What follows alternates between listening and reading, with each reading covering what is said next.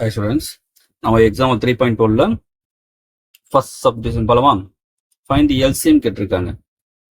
First நமக்கு வந்து இந்த நம்பர்ஸ் இருக்கு இல்லையா, அதை ப்ரைம் ஃபேக்டரைசேஷன் மாற்றணும். நமக்கு 8 இருக்குன்னா 7 போடுங்க. இங்கே நம்ம யூஸ் பண்ண நம்பர் நமக்கு ஒன்லி ப்ரைம் நம்பர்ஸாக யூஸ் பண்ணோம். சரிங்களா? இப்போ 4 2s are 8 அகைன் 2 போடலாமா? 2. அது மாதிரி 48 போட்டது. 48 பண்ணது நம்மளுக்கு லாஸ்ட் நம்பர் வந்து ஈவன் நம்பர் தான் கண்டிப்பாக 2 போட்டுருங்க. 24 வருமா? அகைன் 2 போடலாமா? 12. அகைன் 2 போட்டால் 6. அகைன் 2 போட்டால் 3. இப்போ நம்ம 8 இப்படி போடலாம் பாருங்களா? 2 கியூப் போட்டலாமா? 2 × 2 × 2ல 2 cube x power 4 y square. இது அப்படியே போட்டுருது. ஏன்னா ஆல்ரெடி இந்த ஃபேக்டரேஷன் இருக்கு. அந்த x ஸ்கொயர் y 4 இருக்கா? இப்போ 40 எப்படி போடலாம் பாருங்க? 1 2 3 4. அப்போ 2 பவர் 4 இன்ட்டு அது 3. அப்புறம் x square y power 4. LCM rule பார்த்துங்க. எல்சிஎம்னா எல்சிஎம் நமக்கு காமனாக இருந்தாலும் எத்தனும் இல்லைன்னா எத்தனும் அப்படின்னா மீனிங்னா இப்போ இங்கே 2 இருக்கா பேசு, இங்கேயும் 2 இருக்கு இல்லையா? அப்போ 2 டேர்ம் காமனாக இருக்கு.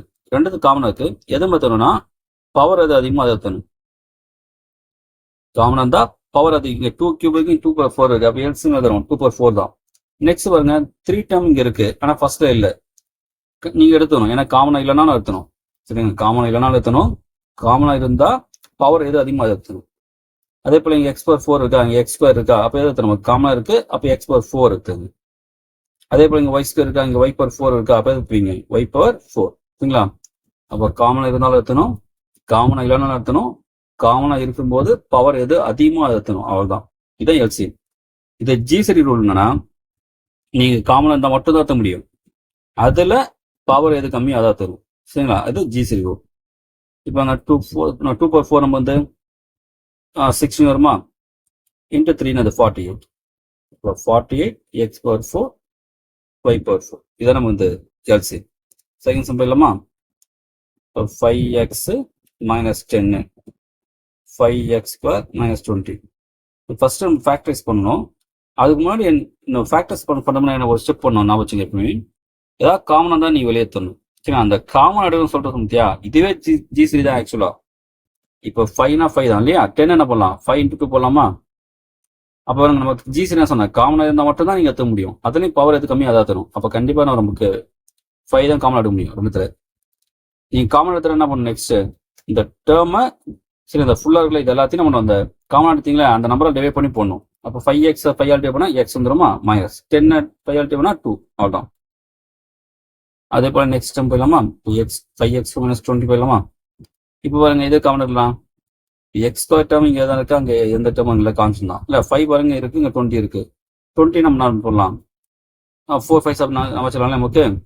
அப்போ 5 காமன் எடுத்துலாம். நம்ம 5 நீங்கள் காமன் எடுத்தீங்கன்னா என்ன பண்ணோம்? நெக்ஸ்ட் டிவைட் பண்ணி போடல. 5x ஸ்கொயர் 5 ஆல் டிவைட் பண்ணால் x ஸ்கொயர். நெக்ஸ்ட் மைனஸ் போடலாமா? 20 5 ஆல் டிவைட் பண்ணாலும் 4. இப்போ இதுவும் நம்ம என்ன பண்ணலாம்னா x ஸ்கொயர் 4 நம்ம பண்ணலாம் 2 ஸ்கொயர். இதெல்லாம் நம்ம ஆட்டோமேட்டிக் பார்த்தோன்னே டக்கு முக்கிய தோணணும். சரிங்களா? இது ஒவ்வொரு சம்மம் இல்லை, நிறைய சம் ஏகப்பட்ட சம்மில் வரும். அதனால் இதெல்லாம் சின்ன ஒரு மெத்தடு. இதெல்லாம் பார்த்தோம் டக்குனு தோணும். எக்ஸ் ஸ்கொயர் மைனஸ் 4 வந்தால் அது 4 + 2 ஸ்கொயர் தரும். இப்போ எக்ஸ் ஸ்கொயர் மைனஸ் 9 வந்து என்ன பண்ணும்? அது 3 ஸ்கொயர் தரும். இப்போ இதை பார்க்குறது என்ன ஃபார்ம் நமக்கு?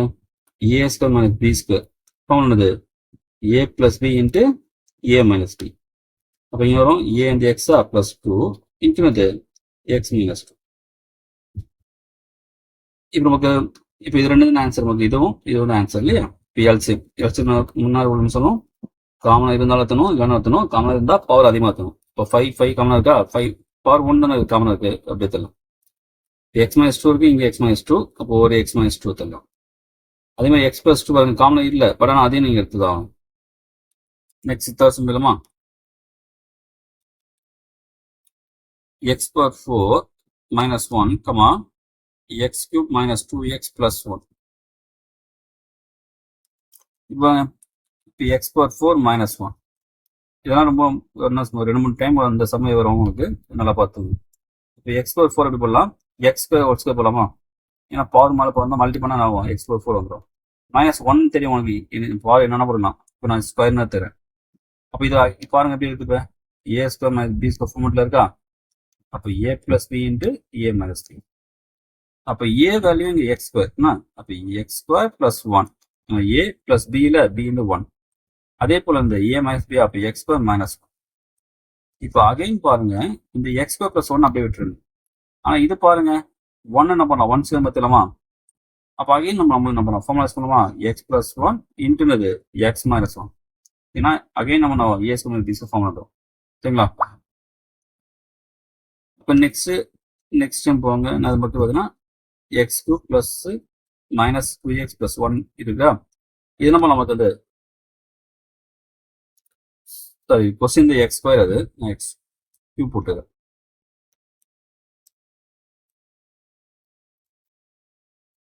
இப்போ பாருங்க ஃபேக்டர்ஸ் பண்ணுங்க, பிளஸ் 1 மைனஸ் 2. இது வந்து ஆக்சுவலாக ப்ராடக்ட் வேல்யூ. இல்லைங்களா? இது ப்ராடக்ட் வேல்யூ, இது சம் வேல்யூ. ரெண்டு நம்பர் ப்ராடக்ட்னா ப்ராடக்ட் மல்டிபிள். ரெண்டு நம்பர் மல்டிபிள் என்ன வரும், 1 வரணும். அதே ரெண்டு நம்பர் ஆட் பண்ணா வரணும் மைனஸ் 2. ஏன் ஆட் சொல்றோம்னா இந்த பிளஸ் இருக்கு, இங்க பிளஸ் வந்து நம்ம கண்டுபிடி ரெண்டு சேம் சைனா இருக்கும். அப்ப நம்ம ஆட் தான் பண்ணும். சரிங்களா? இப்போ என்ன வரும், மைனஸ் 1 மைனஸ் 1 பாருங்க, மைனஸ் 1 மைனஸ் ஆட் பண்ண வரும் மைனஸ் 2 வருமா, மல்டிபிள் வரும் பிளஸ் 1 வரும். நல்லா வச்சுங்க, இங்க பிளஸ் வேல்யூனா நம்ம கண்டுபிடி ரெண்டுமே சேம் சைன். அப்போ இது அடிஷனல் வேல்யூ தான் கண்டிப்பா. அதுவே இங்க இதில் ப்ராடக்ட் வேல்யூ மைனஸ் வந்ததுன்னா அப்போ ரெண்டு சைன் டிஃப்ரெண்டா இருக்கும். அப்புறம் நம்ம என்ன கண்டிப்பா வந்து சப்ராக்ட் வேல்யூ தரும். ரெண்டு நம்பரை சப்ராக்ட் பண்ணா இந்த நம்பர் வரணும், மல்டிபிளா இந்த நம்பர் வரணும் தரும். சரிங்களா? இப்போ நம்ம ஆன்சர் போயிடலாமா, மைனஸ் 1 மைனஸ் 1 எப்படி எழுதலாம், எக்ஸ் மைனஸ் 1 இன்ட்டுனது இது ஒன்று எக்ஸ் மைனஸ் 1. சப்போஸ் இது ஒய் ஸ்கொயர் ஒய் இருந்தா இது ஒய் மைனஸ் 1 ஒய் மைனஸ் எடுத்துணும் நீங்க. இப்போ பாருங்க இது ஆன்சர், இது ரெண்டு தான் answer.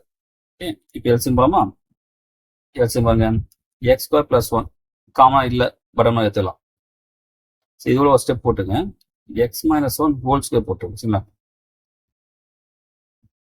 X minus X minus 1 whole square இல்லையா, சரி. இப்போ எக்ஸ் ஸ்கொயர் பிளஸ் 1 வந்துடும் கண்டிப்பா எல்சியம். அடுத்து பாருங்க, எக்ஸ் பிளஸ் 1 காமனா இல்லை, அதை மாதிரி எடுத்துக்கலாம். எக்ஸ் மைனஸ் 1 பாருங்களா, இங்க பவர் 1 இருக்கு இல்லையா, இங்க வந்து பவர் 2 இருக்கு. எதை எடுத்துப்போம், காமனா இருந்தா பவர் எது அதிகமாக அதை எடுத்துப்போம். அப்போ எக்ஸ் மைனஸ் 1 ஹோல் ஸ்கொயர் இதான் நமக்கு எல்சியம். போர்ஷன் போயிடலாமா? இப்போ ஃபர்ஸ்ட் மூலம் எக்ஸ் கியூப் மைனஸ் 27 எடுத்துக்கலாம். எப்படி போகலாம் பாருங்க, எக்ஸ் கியூப் 27 நமக்கு என்னது 3 கியூப். இப்போ என்ன ஃபார்முலா பாருங்க, A cube minus B cube formula. A minus B into A square plus AB plus B square. நிறைய யூஸ் பண்ணுவோம், நல்லா பார்த்துங்க.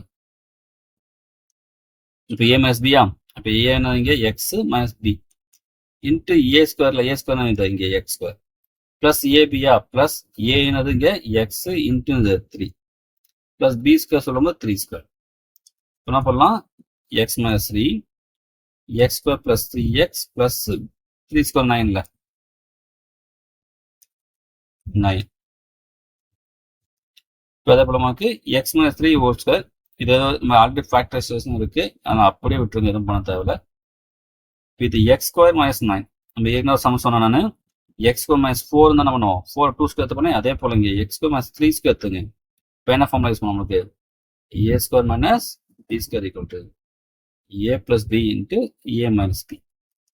அப்போ எக்ஸ் பிளஸ் 3 இன்ட்டுனது எக்ஸ் மைனஸ் 3.